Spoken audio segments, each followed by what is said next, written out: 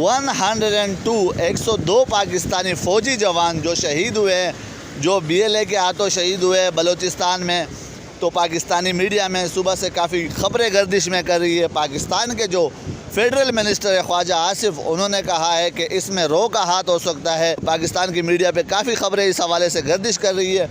मेरे पास पाकिस्तान की कुछ अवाम भी खड़ी है, उनसे जानते हैं कि वो इस बारे में क्या राय देते हैं। जी, आप क्या कहते हैं इस बारे में?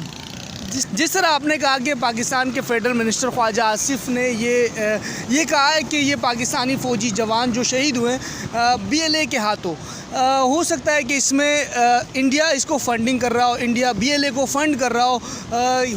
ख्वाजा आसिफ ने नाम नहीं लिया, ख्वाजा आसिफ ने कहा कि इसमें इंडिया की साजिश हो सकती है। अब सबसे बड़ी बात तो पहले मैं ये कहूँगा कि पाकिस्तानी फ़ौजी जवान जो शहीद हुए हैं उनके लिए काफ़ी अफसरदा हूँ मैं, काफ़ी अफसोस हुआ है मुझे, क्योंकि पाकिस्तान के फ़ौजी जवान 102, ये नंबर आई थिंक बोलने में तो आसान होता है, लेकिन 102 फ़ौजी जवान अगर आप यहाँ खड़े कर दो तो एक हुजूम बन जाता है, एक बहुत बड़ी तादाद बन जाती है। 102 एक बहुत बड़ा नंबर होता है आई थिंक। तो 102 फ़ौजी जवानों का शहीद होना एक ही ब्लास्ट में आई थिंक बहुत बड़ी सैड न्यूज़ है। पाकिस्तान को आई थिंक ये ब्लैक डे मनाना चाहिए। जिस तरह से पाकिस्तानी फ़ौजी जवान, मुझे समझ ये नहीं आती, हम कब से सुनते आ रहे हैं कि पाकिस्तान आर्मी जो है दुनिया में नंबर 1 है। पाकिस्तान आर्मी अगर दुनिया में 1 नंबर पर है तो अफ़गानिस्तान के साथ वो लड़ सकती है, भारत के साथ वो लड़ सकती है, सबके साथ लड़ सकती है। लेकिन हमारे जो अपने मसाइल है पाकिस्तान में, अपने जो अटैक्स हो रहे हैं, ब्लास्ट हो रहे हैं, इसका हल क्यों नहीं निकलता? मुझे बहुत अफसोस के साथ कहना पड़ रहा है कि यार ये क्यों हो रहा है। पाकिस्तान में जो अंदर हमारे जो अपने मसाइल है वो हम क्यों नहीं हल कर पा रहे। तो हमें इस चीज़ के बारे में सोचना चाहिए। बाकी ये जो ख्वाजा आसिफ ने कहा है, आई थिंक ऐसा नहीं बोलना चाहिए, ऐसा नहीं कहना चाहिए। जब तक आपके पास प्रूफ ना हो आप किसी पर ब्लेम नहीं लगा सकते, आप किसी को ब्लेम नहीं कर सकते। तो आई थिंक ऐसी चीज़ें नहीं होनी चाहिए। इंडिया आई थिंक वो टॉप, एशिया में वो टॉप पे जा रहा है। कुछ अरसे बाद आपको इंडिया सुपर पावर के तौर पे देखने को मिलेगा। तो आई थिंक ये एक बहुत बड़ी साजिश है कि अब जो SCO की मीटिंग्स होने जा रही है उसको रोकने की भी साजिश हो सकती है। काफ़ी ये तो देखो डीप बातें हैं, ऐसी बातें मीडिया पर नहीं बताई जाती, लेकिन हम आपको बता रहे हैं कि जो मीटिंग्स होने जा रही है ये सबसे हज़म नहीं होता। एशिया अगर पुरअमन होगा तो ये जो बाकी जो बड़े बड़े ममालिक आज डेवलप कंट्रीज़ के नाम से जाने जाते हैं, तो उनको ये हज़म नहीं होगा कि वो एशिया में इतने बड़े बड़ी चीज़ें हो जाए, इतनी बड़ी बड़ी मीटिंग्स हो जाए। तो आई थिंक उनको ये रास नहीं आने वाला कि यार ये हो जाए। तो शायद ये भी वजह हो सकती है, क्या पता इनको कोई और फंड कर रहा हो। हम तो ये कहते हैं कि यार पाकिस्तानी जो ख्वाजा आसिफ का कहना है कि रो फंड कर रहा है BLA को। तो आई थिंक जब आपके पास प्रूफ ना हो तो यू शुडंट से लाइक दैट। तो हमें नहीं कहना चाहिए ऐसा। जिस तरह आपने कहा कि ख्वाजा आसिफ ने इल्ज़ाम लगाया है, उनके पास कोई प्रूफ नहीं है इस चीज़ का, तो आप क्या समझते हैं कि क्या वजह हो सकती है ये जो इल्ज़ामात लग रहे हैं, ये जो पाकिस्तानी मीडिया में बातें चल रही है इस तरह की?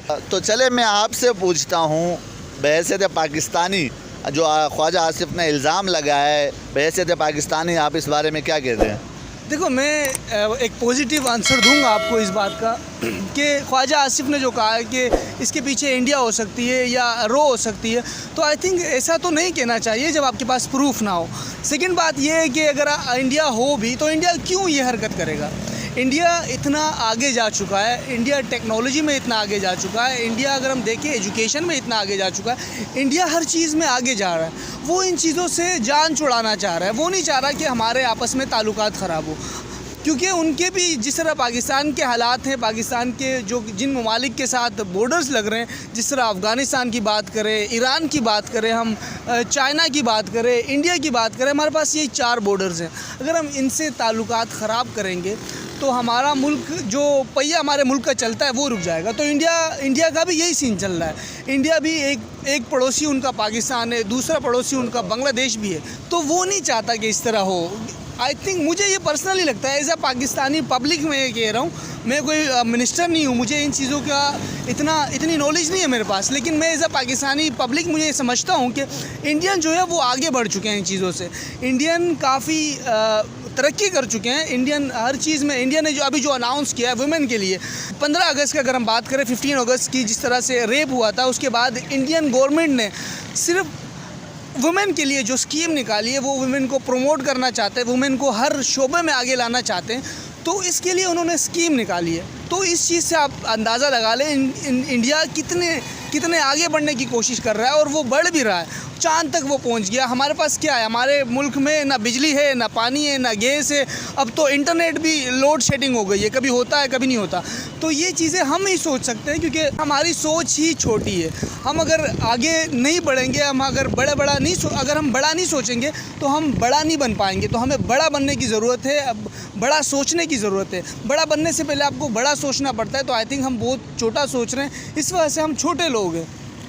अच्छा, तो मैं अगर आपसे यहाँ पे एक और सवाल पूछना चाहता हूँ कि जो SCO की मीटिंग में इंडिया के PM मोदी को इनवाइट किया गया था, तो आपको लगता है कि इस ब्लास्ट के बाद, ये जो बलूचिस्तान में जो कुछ भी हुआ है, इसके बाद PM जो मोदी है वो आना चाहेंगे पाकिस्तान? देखिए, ये Indian prime minister Narendra Modi जो है वो एक, आई थिंक मैं पर्सनली ये फील करता हूँ कि वो एक ब्रेव जो होते हैं ना, ब्रेव किस्म के लीडर हैं। क्योंकि यूक्रेन में कितने बड़े हादसे हुए, इतने बड़े हादसात के बावजूद अमेरिकन प्राइम मिनिस्टर वहाँ ना जा सके, लेकिन Indian prime minister Narendra Modi वहाँ गए हैं। तो इट मीन्स कि ये तो कुछ नहीं हुआ, ये तो हमारे अपने मसाइल हैं, मुल्क के अपने मसाइल हैं। जब एक कंट्री का दूसरे कंट्री से भी तनाज़ा हो जाए, इस तरह की क्राइसिस हो जाए, तब भी मोदी जो है वो विज़िट करते हैं। तो आई थिंक मैं समझता हूँ कि मोदी पाकिस्तान ज़रूर आएंगे SCO मीटिंग के लिए, और मुझे लगता है कि वो बलूचिस्तान भी जाएंगे, क्योंकि मुझे लगता है कि वो बलूचिस्तान जाएंगे, क्योंकि बलूचिस्तान में जो एक कई सौ साल पुराना मंदिर है वहाँ पे। तो ये जब भी इंडियन आए हैं पाकिस्तान में तो वहाँ भी जाते हैं। जिस तरह हमारी सिख बरादरी है, जब वो पाकिस्तान आती है तो पंजाब ज़रूर जाती है, तो क्योंकि वहाँ पे उनका एक वही रिलीजियस चीज़ें हैं पंजाब में। तो बलूचिस्तान भी हिंदुओं के लिए, नरेंद्र मोदी तो हिंदू हैं, तो हिंदुओं के लिए एक मंदिर है बलूचिस्तान में कई सौ साल पुराना, इनका बहुत बड़ा रिश्ता है उससे। तो आई थिंक पाकिस्तान नरेंद्र मोदी ज़रूर आएंगे।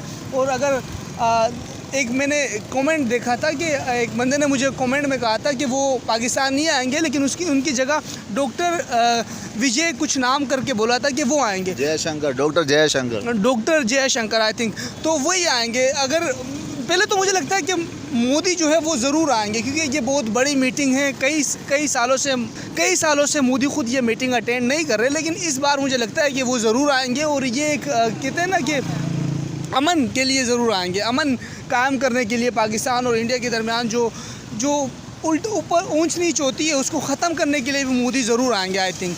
जी, मैं एज अ पाकिस्तानी समझता हूँ, जिस तरह के पाकिस्तान, हमारे जो पाकिस्तानी अवाम है वो अक्सर एक बात कहते हैं कि पाकिस्तान के पास अब जो उनके दोस्त ममालिक है वो बहुत कम रह गए हैं।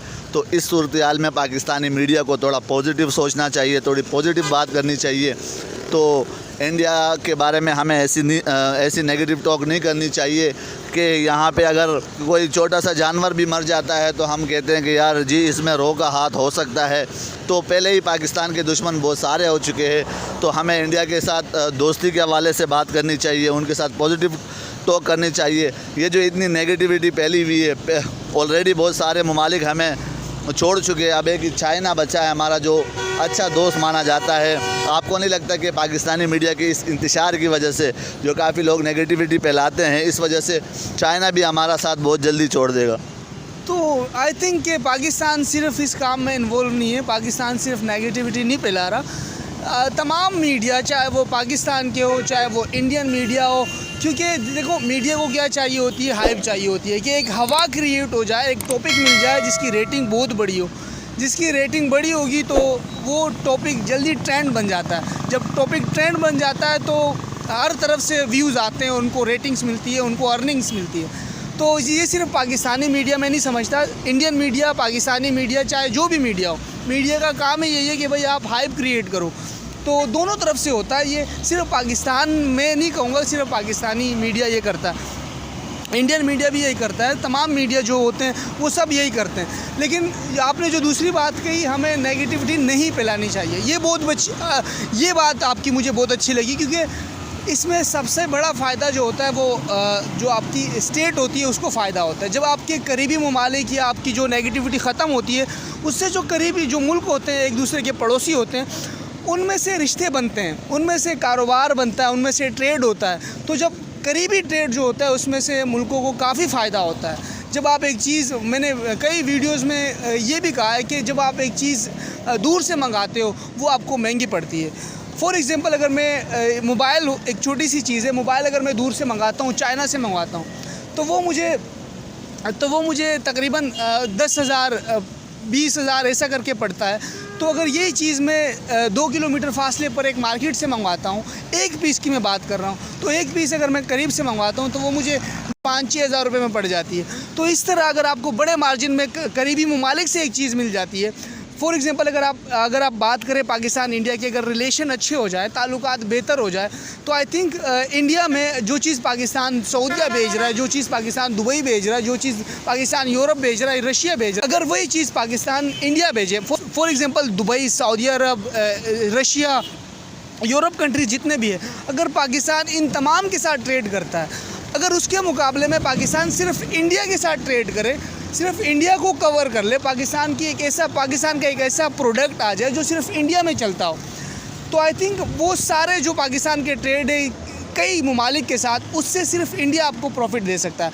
और वही मिसाल इंडिया की भी है। अगर इंडिया भी पाकिस्तानी चीज़ ख़रीदना चाहे, फॉर एग्ज़ाम्पल पाकिस्तान के पास स्पोर्ट्स की जो चीज़ें होती है वो बहुत बेहतर क्वालिटी की होती है, पाकिस्तान की जो फ़ुटबॉल होती है वो फीफा वर्ल्ड कप में इस्तेमाल होती है। तो आप देखिए ये कुछ चीज़ें, स्पोर्ट्स के जो बैट्स होते हैं हमारे पास, इतने ज़बरदस्त किस्म के सियालकोट में बनते हैं। जी बिल्कुल, सियालकोट में बहुत बड़ी मार्केट है इस हवाले तो से। इतने ज़बरदस्त किस्म के बैट्स जो होते हैं वो सियालकोट में बनते हैं। आपको फ़ुटबॉल की अगर ज़रूरत हो तो स्पोर्ट्स का काफ़ी ज़्यादा, मैं आपको कह सकता हूँ कि इंस्ट्रूमेंट आपको पाकिस्तान में मिल सकता है। तो ये एक छोटी सी मिसाल थी। जब आपको एक चीज़ अमेरिका से डॉलर्स में मिल रही है, वही चीज़ अगर आपको अपने कम पैसों में मिल जाए तो आपका मुल्क कितना आगे जा सकता है। और दूसरी बात, जब आप एक चीज़ अमेरिका से मंगवाते हो, जो फ़्लाइट के एक्सपेंसेस होते हैं, और अगर दूसरी बात मैं कहूँ कि एक जो सफ़र होता है जो दिनों तक चलता रहता है, अगर आप एक चीज़ लॉन्च से मंगवाते हो तो आपको 7-8 महीने में मिलता है अमेरिका से जो चीज़ आती है, तो वही चीज़ आपको पड़ोसी मुल्क से जब मिलती है तो 2 दिन भी नहीं लगते।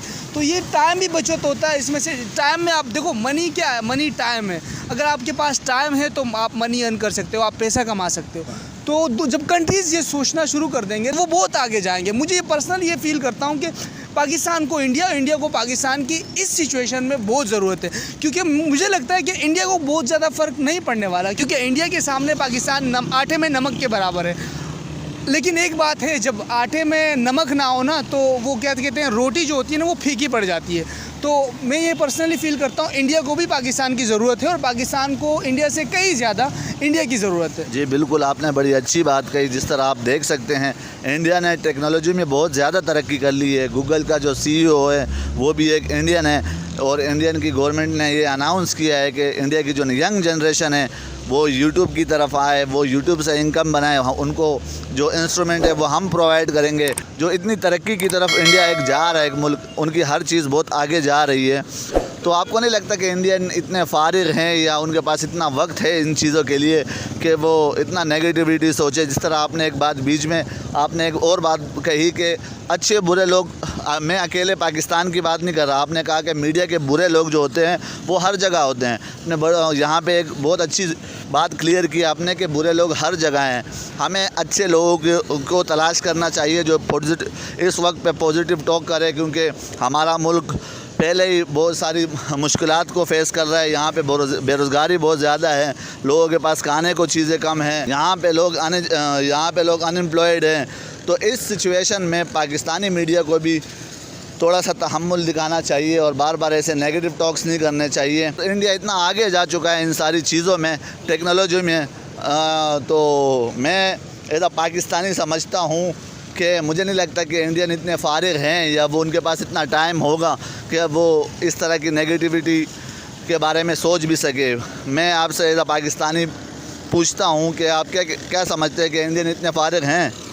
देखो, आपने जिस तरह पहला क्वेश्चन किया, मैं ये नोट कर रहा था, जो आपने कहा कि इंडियन गवर्नमेंट ये चाहती है कि वो इंडियन पब्लिक जो है वो यूट्यूबर्स बने, उनको वो मैंने सुना है कि इंडियन गवर्नमेंट चाहती है कि इंडियन पब्लिक यूट्यूबर्स बने, उनको वो कैमरा प्रोवाइड करेंगे, स्टूडियो बना के देंगे, आइंदा आने वाले वक्त में उनके लिए लैपटॉप स्कीम लगाएंगे। तो आई थिंक ये चीज़ें होती हैं ना। देखो, पाकिस्तान में इन चीज़ों का मजाक बनाया जाता है। अगर आप यूट्यूबर बनते हैं तो आपका मजाक बनाया जाता है कि यार इतने सारे काम होने के बावजूद एक बंदा फारिग है।